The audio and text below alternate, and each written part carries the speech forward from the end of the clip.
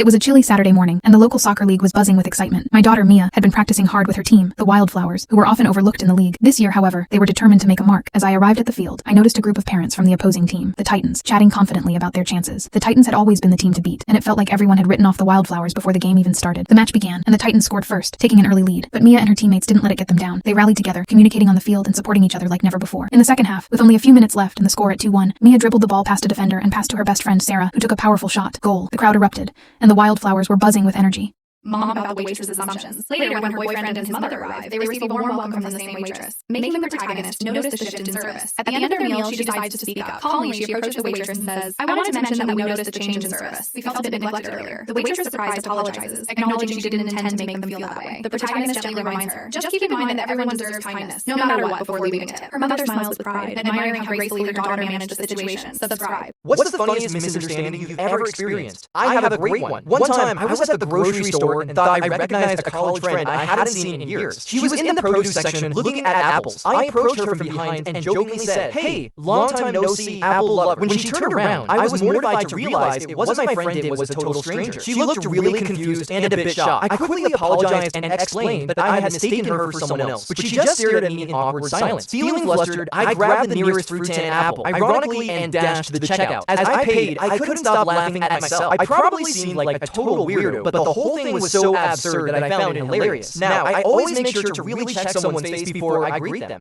Two young men appear in court after being caught for smoking marijuana. The judge addresses them. You both seem like decent young men, so I'd like to offer you a second chance instead of jail. Spend this weekend educating others about the harms of drug use. I'll see you back in court on Monday. On Monday, the judge asks the first man, "How did your weekend go?" "Well, Your Honor," the first man responds, "I convinced 17 people to quit drugs for good." 17 people? That's excellent. The judge replies, "What was your approach?" "I used a diagram." The first man explains, "I drew two circles, a large one representing the brain before drugs and a smaller one for the brain after drugs." "That's impressive," the judge says. He then turns to the second man. "What about you?" The second man replies, "I persuaded 156 people to stop using drugs." "Wow, 156 people? That's remarkable." The judge says, "How did you achieve that?" The second man smiles and says, "I used a similar diagram. I drew two circles and pointed to the smaller one, saying, 'This is your brain after drugs.' Then I pointed to the larger circle and said, 'And this is your brain after prison.'" "Well, that's certainly a powerful approach." The judge laughs. Text on screen, follow for more daily laughs. Little Johnny was feeling bored and restless in class. Suddenly, the teacher announced, "The first student to answer these questions correctly will get to leave early today." Johnny, believing he was the smartest in the room, eagerly anticipated heading home to play Fortnite. The teacher started with, "Who said, 'I have a dream?'" before Johnny had a chance to speak. Susie quickly answered, "Martin Luther King." And the teacher said, "Correct, Susie, you can leave now." Johnny was annoyed that Susie got it first. Then the teacher asked, "Who said, 'Ask not what your country can do for you'?" Before Johnny could respond, Mary answered, "John F. Kennedy." The teacher replied, "Exactly, Mary, you may go." Johnny was furious about missing both answers. As the teacher turned her back, Johnny grumbled, "I wish these girls would just be quiet." The teacher turned around and asked, "Who said that?" Johnny quickly answered, "Bill Clinton. Can I leave now?"